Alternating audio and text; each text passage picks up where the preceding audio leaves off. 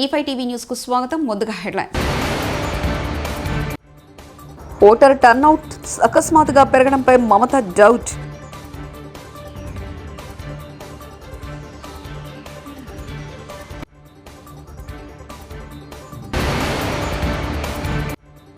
ప్రధాని మోదీ నన్ను బెదిరించే ప్రయత్నం చేస్తున్నారు సీఎం రేవంత్ రెడ్డి.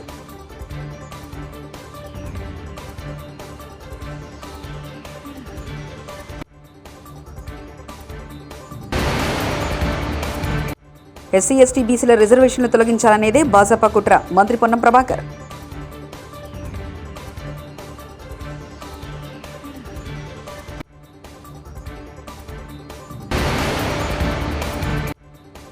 వైకాపా భూదోపిడీ ఎజెండాకు కేంద్రం పేరును వినియోగిస్తున్నారు యామిని శర్మ.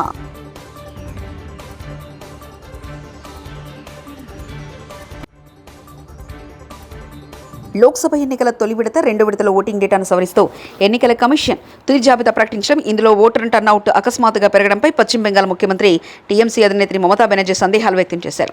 ఎన్నికల కమిషన్ తాజా గణాంకాలతో పోలింగ్ శాతం ఒక్కసారిగా పెరగడం ఆందోళన కలిగిస్తుందని చెప్పారు. పశ్చిమ బెంగాల్లోని ఫరక్కాలో బుధవారం నాడు జరిగిన ఎన్నికల ప్రచార కార్యక్రమంలో ఆమె మాట్లాడుతూ పలు ఈవీఎంల జాడ తెలియకుండా పోవడంతో ఫలితాలను బీజేపీ తారుమారు చేసే అవకాశాలున్నాయని సందేహం కలుగుతుందని తెలిపారు. మానుకోటలో రాజకీయం రసవత్తంగా సాగుతుంది. ప్రధాన పార్టీలైన కాంగ్రెస్, బీజేపీ, బీఆర్ఎస్లు మహబూబాబాద్ సీట్ను ఎలాగైనా తమ ఖాతాలో వేసుకోవాలని గట్టిగా పోరాడుతున్నాయి. మొన్నటి అసెంబ్లీ ఎన్నికల్లో ఈ స్థానం పరిధిలో 7 అసెంబ్లీ సెగ్మెంట్లలో 6ని కాంగ్రెస్ దక్కించుకుంది. భద్రాచలంలో మాత్రం బీఆర్ఎస్ అభ్యర్థి డాక్టర్ తెల్లం వెంకట్రావు విజయం సాధించారు. అయితే ఆయన కూడా ఇటీవల కాంగ్రెస్ కండువా కప్పుకున్నారు. దీంతో రాజకీయ సమీకరణలు మారిపోయాయి. తన సిట్టింగ్ స్థానాన్ని నిలుపుకోవాలని బీఆర్ఎస్ పార్టీ శతవిధాలా పోరాడుతుండగా ఒక్కసారి కూడా విజయం సాధించని బీజేపీ ఎన్నికల్లో గెలిచి బోని కొట్టాలని భావిస్తుంది. రిజర్వేషన్లు రద్దు చేయాలని భాజపా, ఆర్ఎస్ఎస్ కుట్ర చేస్తున్నారని సీఎం రేవంత్ రెడ్డి ఆరోపించారు. ఈ ఎన్నికల్లో 400 స్థానాల్లో గెలవాలని భాజపా చూస్తుందని, తద్వారా దేశాన్ని అమ్మాయిలని భావిస్తుందని వ్యాఖ్యానించారు. ఎన్నికల ప్రచారంలో భాగంగా జగిత్యాల జిల్లా కోరుట్లలో నిర్వహించిన జనజాతర సభలో రేవంత్ మాట్లాడారు. 2/3 మెజారిటీ ఉండాలి, అందుకే 400 సీట్లు తీసుకొని రాజ్యాంగాన్ని సమూలంగా మార్చి రిజర్వేషన్లను రద్దు చేయాలని ఈరోజు ఆర్ఎస్ఎస్, బీజేపీ కుట్రలో భాగంగా ఈరోజు వాళ్ళు ప్రయత్నం చేస్తున్నారు. ఎస్సీ ఎస్టీ రిజర్వేషన్లు రద్దు చేస్తే వీళ్ళందరూ ఎక్కడికి పోవాలి, చదువుకుంటున్న పిల్లలు ఏం చేయాలని నేను అడుగుతున్నా. అందుకే నేనన్నా కుదరదు, మీరు కుట్రలు చేస్తుండ్రు, మీ కుతంత్రాలను తిప్పి కొడతామని వాళ్ళ రహస్య ఎజెండా మీద నేను బహిరంగంగా మాట్లాడిన. భారతీయ జనతా పార్టీని ప్రశ్నిస్తే ఈ దేశ ప్రధానమంత్రి నరేంద్ర మోడీ, ఈ దేశ హోంశాఖ మంత్రి అమిత్ షా నా మీద పగబట్టి ఢిల్లీలో కేసు పెట్టిండ్రు. ఎవరయ్యా ఫిర్యాదుదారంటే కేంద్ర హోంశాఖని స్వయంగా పోయి రేవంత్ రెడ్డి బీసీలను, ఎస్సీలను, ఎస్టీలను జాగృతం చేస్తుండు. వాళ్ళ రిజర్వేషన్ల రద్దు మీద ఊరూరు తిరిగి ప్రచారం చేస్తుండు. ఆయనను అర్జెంటుగా అరెస్టు చేయాలని ఢిల్లీలో కేసు పెట్టిరు. ఒకవేళ నేను మాట్లాడింది తప్పైతే ఈడ బీజేపీ నాయకులు లేరా? ఈడ మీ ఎంపీ ధర్మపురి అరవిందే బీజేపీ కదా, పక్కన బండి సంజయ్ బీజేపీ కదా, ఆ పక్కన కిషన్ రెడ్డి గారు కేంద్ర మంత్రి కదా. తెలంగాణలో ఎందుకో కేసు పెట్టలేదు, ఎందుకో ఫిర్యాదు చేయలేదంటే ఈడీ, ఇన్కమ్ ట్యాక్స్, సిబిఐ కాదు, ఈ రోజు ఢిల్లీ పోలీసులను కూడా ఉపయోగించి మనల్ని భయపెట్టాలని చూస్తున్నారు. కేసులకు భయపడతామా సోదరులారా? మీ సోదరుడు మీ రేవంత్ అన్న కేసులకు భయపడతాడా? చంద్రశేఖర్ రావు చెర్లపల్లి జైలుకు తోలితే భయపడ్డామా? చెంచల్గూడ జైల్లో బంధిస్తే భయపడ్డామా? తిరగబడి కొట్లాడినాం, కేసులు పెట్టినోని ఇవాళ పండబెట్టినాం, గోతి తీసి పాతి పెట్టినాం. నేను అదే మాట చెప్పదలుచుకున్న బీజేపీ నాయకులకు, మీరు ఢిల్లీలో పోలీసులు. భారతీయ జనతా పార్టీ 400 సీట్లు గెలిచి ఎస్సీ ఎస్టీ బీసీల రిజర్వేషన్లు తొలగించాలని కుట్ర పన్నుతుందని మంత్రి పొన్నం ప్రభాకర్ ఆరోపించారు. ఆదాని, అంబానీలకు దేశాన్ని అప్పగించాలని భాజపా యోచిస్తుందని విమర్శించారు. సిరిసిల్లాలో మీడియాతో మంత్రి మాట్లాడారు. కేంద్రంలో కాంగ్రెస్ అధికారంలోకి వస్తేనే రాష్ట్రానికి అవసరమైన నిధులు అందుతాయని చెప్పారు. అన్ని ప్రతిపక్షాలు ఇండియా కూటమి చెప్తే కూడా ఆయన నియంతృత్వంగా పోతా ఉన్నాడు. ఎందుకింత మొండిగా అబ్కి బార్ 400 అంటుండని అనేకమైనటువంటి విశ్లేషణలు, చర్చలు జరిగితే అందులో నుంచి వచ్చినటువంటి అంశం ఏంటంటే, ప్రధానమంత్రి గారు 400 సీట్లు గెలిచినట్టయితే రాజ్యాంగాన్ని మార్చి డాక్టర్ బాబాసాహెబ్ అంబేద్కర్ గారు రచించారు ఆ రాజ్యాంగ మార్పు ద్వారా ఇప్పుడు అనుభవిస్తున్నటువంటి ఎస్సీ ఎస్టీ బీసీల రిజర్వేషన్లు తొలగించవచ్చు. పార్లమెంటులో ఉన్నటువంటి 3వ వంతు ఓటింగ్ ద్వారా 543లో 400 మెజారిటీ ఉంటే ఆయన పార్లమెంటులో ఉన్నటువంటి రాజ్యాంగాన్ని మార్పు చేసుకొని భవిష్యత్తు కాలంలో నియంతలాగా ఉండాలి, దేశంలో ఉన్న సంపదను ఆదాని అంబానీ గుజరాత్ కుటుంబాలకు అప్పచెప్పాలి, ఎక్కడ కూడా దేశంలో ఉన్నటువంటి దళితులు గిరిజనులు బలహీన వర్గాలు తినడానికి అవకాశం లేదు అనేటువంటి ఆలోచనతోటి మాత్రమే అబ్కీ బార్ 400 అన్నాడు అనేటువంటి ఒక మాట రావడము క్షేత్రస్థాయిలో ఏ ఒక్క దళితుడు ఉత్తర భారతంలో ఓటేస్తలేడు. ఏ ఒక్క బలహీన వర్గాల వాళ్ళు కూడా 4 లక్షలతో గెలిచిన బీజేపీ సీట్లో 50,000 లక్షతో ఓడిపోతున్నాయని సెంట్రల్ ఇంటెలిజెన్స్ మొత్తం యావత్ అన్ని సంస్థలు చెప్తుంటే ప్రధానమంత్రి ఆందోళనకు పడి అసహనానికి గురై ఈ దేశంలో కాంగ్రెస్ వస్తే ఆస్తులు ముస్లింలకు వస్తాయని ఒకరోజు అన్నాడు, 2వ రోజు మంగళసూత్రాలు గుంజుకుంటుంది అంటున్నాడు, 3వ రోజు ఆస్తులు గుంజుకొని బంగాళాలని మీ అన్ని గుంజుకుంటాయి అంటుండు, 4వ రోజు అర్బన్ ఒక ప్రధానమంత్రి స్థాయి అర్బన్ టెర్రరిజం అర్బన్ నక్సలిజం వస్తూ అంటున్నాడు, హనుమాన్ చాలీసా చదవని అంటుండు. ఇవాళ కొత్తగా రాష్ట్రంలోకి వచ్చింది నారాయణ ఖేడ్ అక్కడ అంటాడు RR ట్యాక్స్ వసూలు చేస్తున్నట్టుండు. ప్రధానమంత్రి స్థాయికి ఇక్కడి దాకా దిగజారిపోయిన ఆఖరికి మావులోన 3 సార్లు ఓడిపోయిన కార్పొరేటరో వార్డు మెంబరో కూడా అటువంటి మాటలు మాట్లాడాడు. అక్కడ దిగజారిపోయింది ఇవాళ ప్రధానమంత్రి. మేము అడుగుతా ఉన్నాం, ఈ దేశంలోని మొత్తం యావత్ సంపద 11 లక్షల కోట్ల రూపాయల సంపద LICతో సహా BSNLతో సహా ఎయిర్పోర్టులతో సహా. కేంద్రంలో ఇండియా కూటమి అధికారంలోకి వస్తుందని రాహుల్ గాంధీ ప్రధాని కాబోతున్నారని మంత్రి కోమటిరెడ్డి వెంకటరెడ్డి ధీమా వ్యక్తం చేశారు. నల్గొండ ముఖ్య కార్యకర్తల సమావేశంలో ఆయన పాల్గొన్నారు. బారాసా భాజాలపై విమర్శలు గుప్పించారు. మోదీ నోటీసులకు భయపడే ప్రసక్తే లేదన్నారు. దొంగ రాజీనామా లేఖలతో హరీష్ రావు మరోసారి ప్రజలను మోసగించడానికి ప్రయత్నం చేస్తున్నారని ఆయన ఆరోపించారు. ఈసారి 12 సీట్లు వస్తాయి, మా నాయన చక్రం తిప్పుతాడని చెప్పి ఇప్పుడు KTR అంటుండు. అప్పుడు పోయినసారి ఏమో వాళ్ళ బిడ్డ ఉండే, ఇప్పుడు లేదా పాపం ఎక్కడ ఉన్నది ఢిల్లీలో. ఆమె ఏమన్నా సారు కారు 16 మా నాయన గురించి చెప్పింది, ఇప్పుడు ఆమె లేకుండా పోయింది. ఇప్పుడు ఈ పిల్లగాడు ఏమన్నాడంటే మా నాయన మాకు 12 గెలిపి మా నాయన చక్రం తిప్పుతాడు అంటాడు.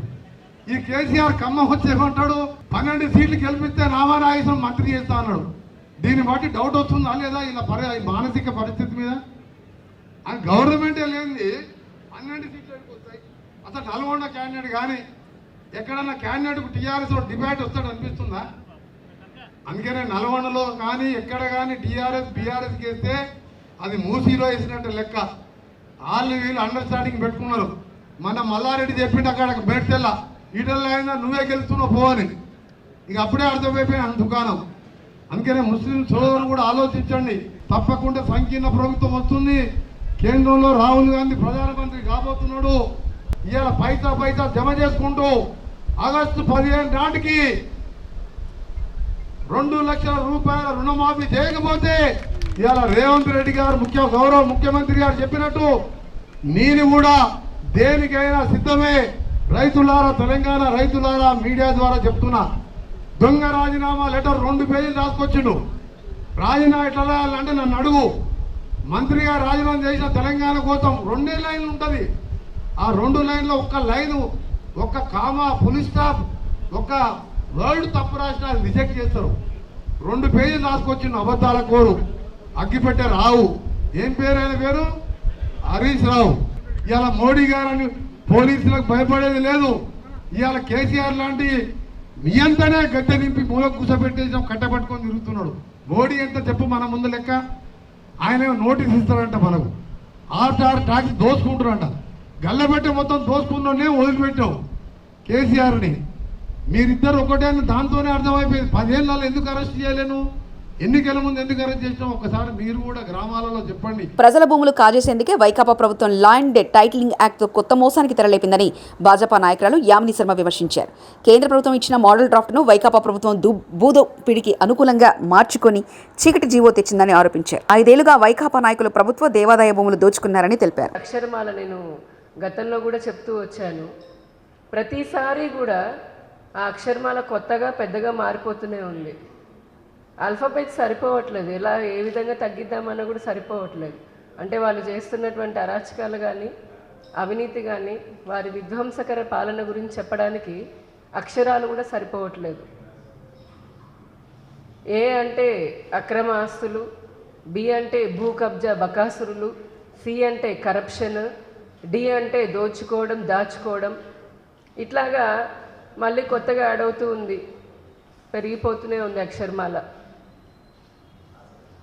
ప్రజలు ఎంత చీత్కరిస్తున్నా, ఎంత వ్యతిరేకిస్తున్నా, ఏమాత్రము కొంచెం కూడా మార్పు అనేది లేకుండా, కనీసం మనస్సాక్షి కూడా లేకుండా మళ్ళీ ప్రజలని మాయ చేయాలని, మభ్యపెట్టాలని, మోసం చేయాలని పదే పదే పదే పదే వైసీపీ పార్టీ జగన్మోహన్ రెడ్డి గారు చేస్తున్న ప్రయత్నం చూస్తుంటే ఈ రాష్ట్ర ప్రజలపైన ఎందుకు ఈయనంత కక్ష కట్టారనేది నిజంగా అర్థం కావట్లేదు. ఆంధ్ర రాష్ట్రం పైన కక్ష కట్టింది వైసీపీ ప్రభుత్వం, వైసీపీ పార్టీ. ఈ రాష్ట్రంలో ప్రజలని సంతోషంగా ప్రజలు ఉండడం ఈయనకి ఇష్టం లేకుండా అయిపోయింది. నిన్న నుంచి ఒక కొత్త స్టోరీ చెప్తా ఉన్నారు. ల్యాండ్ టైటిలింగ్ గురించి వచ్చేటప్పటికి ప్రజలందరూ కూడా వ్యతిరేకిస్తూ మా భూముల పైన, మా పత్రాల పైన నీ పెత్తనం ఏంది బాబు అని చెప్పని, నీ ఫోటో ఏంది, నీ స్టిక్కర్ ఏంది, స్టిక్కర్ల గోల్ ఏంటి, మీ ప్రచార పిచ్చేంటి అని చెప్పని ప్రజలు నిలదీస్తూ ఉన్నారు. దాని నుంచి తప్పించుకోవడం కోసం ప్రజలకి గుట్టు రట్టయిపోయింది. వారు ఇప్పటి వరకు లోపల జీవోలు ఇచ్చుకొని పైకి ఏమీ లేదు, అంతా బాగానే ఉంది, మేము ప్రజల కోసమే చేస్తున్నాము, రైతుల కోసం మంచి చేయబోతున్నాము అని నాటకాలు ఆడుతూ మోసపు మాటలు చెప్తూ లోపల చాప కింద నీరులాగా ఈ రాష్ట్ర ప్రజల యొక్క భూముల్ని నాక్కునే విధంగా ఒక పెద్ద కుట్రకి పన్నాగం పన్నుతున్నారు అనేది బహిర్గతం కాగానే ఇప్పుడు మళ్ళీ భుజాలు తడిమేసుకుంటూ కేంద్రం పైన నెట్టేస్తున్నారు. కేంద్రం చెప్పింది కాబట్టి మేము కూడా మొట్టమొదటి రాష్ట్రము ఇంప్లిమెంట్ చేస్తున్నామని. అసలు కేంద్రం గురించి మాట్లాడడానికి, కేంద్రాన్ని విమర్శించడానికి ఇష్టానుసారం జే బ్రాండ్లు పెట్టి ఏపీని వైసీపీ పాలకులు అతలాకుతం చేశారని టీడీపీ అధినేత చంద్రబాబు విమర్శించారు. బాపట్ల జిల్లా చీరాలలో చంద్రబాబు మాట్లాడుతూ రాష్ట్రంలో 30,000 మంది ఆడబిడ్డల తాలిబొట్లు తెంచారు. భవన నిర్మాణ కార్మికులు పని దొరక్క ఆత్మహత్యలు చేసుకున్నారు. రాష్ట్రాన్ని నియంతలా పాలించాలనుకున్నారు. విధ్వంసం చేయడమే జగన్ స్వభావం. దుర్మార్గ పాలన తుదమిట్టించి ప్రభుత్వాన్ని కాపాడుకుందామని అన్నారు. పెంచారు కరెంటు ఛార్జీలు 9 సార్లు పెంచారా లేదా? ఒకప్పుడు 200 రూపాయలు కరెంటు, ఇప్పుడు ఎంత తమ్ముళ్ళో బిల్లు? 1000 రూపాయలు. అవునా కాదా? 1000 రూపాయలంటే చేతుల పైకి చూపేయండి, మీ నిరసన తెలియజేయండి. 5 ఏళ్లలో 200 రూపాయలు కరెంటు, 1000 రూపాయలు చేసిన సైకో ఎవరు? ఇలాంటి పరిపాలన మనకు కావాలని అడుగుతున్నా మిమ్మల్ని. బ్రిటిష్ వాళ్ళు మించిపోయాడా లేదా అని మిమ్మల్ని అడుగుతున్నా. ఇంకొక పక్క పెట్రోల్, డీజిల్ దేశంలోని ఎక్కడా లేని ధరలు రాష్ట్రంలో విపరీతంగా పెంచేశాడు. దీనివల్ల నిత్యావసర వస్తువుల ధరలు పెరిగిపోయినాయి. ఏమమ్మా, అన్ని ధరలు పెరిగాయా లేదా? ఏ విధంగా మగవాళ్ళకు వంట చేసి భోజనం పెడుతున్నారో నాకైతే అర్థం కావడం లేదు. చాలా బాధేస్తుంది. బియ్యం పెరిగింది, పప్పులు పెరిగాయి. మా ఆడబిడ్డ పెరిగిందా చెల్లమ్మ చెప్పు నువ్వే. అన్ని వంట నూనె పెరిగింది, చక్కెర చేదైపోయింది, అన్ని ఇబ్బందులు. ఇవన్నీ ఒక ఎత్తు అయితే మా మగవాళ్ళు కొంతమంది మందు బాబులు కూడా ఉన్నారు. జగన్మోహన్ రెడ్డి ఒక వ్యాపారి, ఒక దళారి, ప్రజలు ఎట్లా పట్టుకొట్టాలో తెలిసిన వ్యక్తి.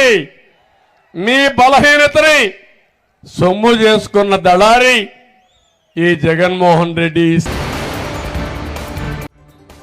ఓటర్ టర్నౌట్ అకస్మాత్తుగా పెరగడంపై మమత డౌట్.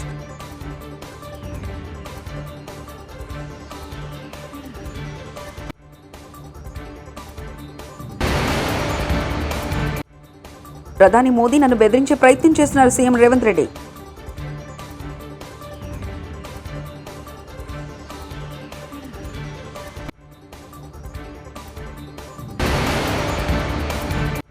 ఎస్సీ ఎస్టీ బీసీల రిజర్వేషన్లు తొలగించాలనేదే భాజపా కుట్ర. మంత్రి పొన్నం ప్రభాకర్.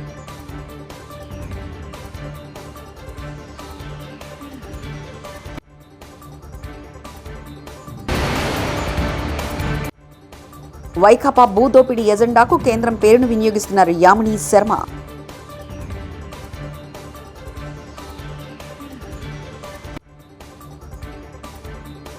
ఇవి బులెటిన్ విశేషాలు. చూస్తూనే ఉండండి E5 టీవీ న్యూస్.